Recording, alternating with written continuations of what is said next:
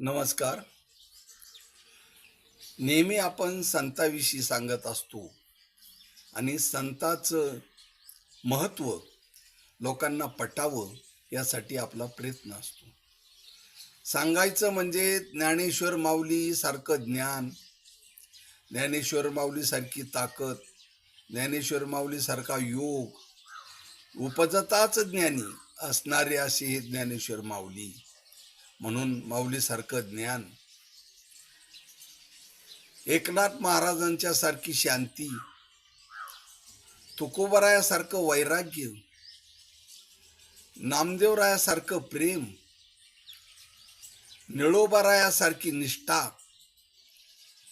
जनाबाई सारखी देवाला शिव्या देणारी संत, हे पहा अगदी दुर्लभ आहे.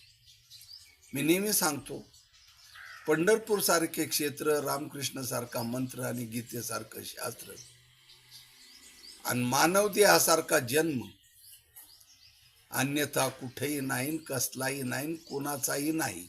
म्हणून मानव देहामध्ये आल्यावर खरं खोटं, सत्य असत्य, सुकृत दुष्कृत आणि याची आपल्याला ओळख करून घ्यायची, जाणीव करून घ्यायची.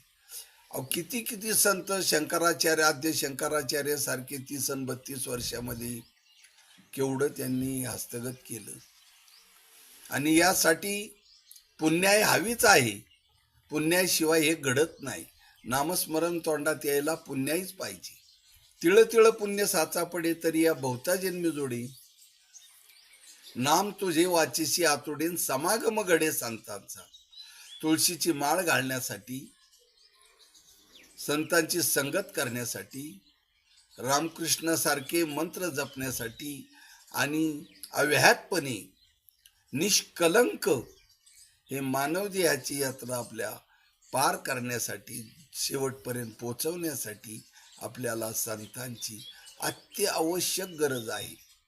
जेवढी रोग्याला डॉक्टरची आहे, तेवढी मनुष्य देहामध्ये माणसांना संतांची गरज आहे. कारण संत त्याचसाठी आलेले असतात की जगाला उपदेश द्यावं. जग बुडतं हे न पावत नाही, म्हणून आम्ही वैकुंठवासी आलो याची कारण अशी, असं तुकोबाराय ठणकावून सांगतात. म्हणून ते असे लेचेपेचे नाहीत. म्हणून संतांचं हे नेहमी ऐकलंच पाहिजे. नमस्कार.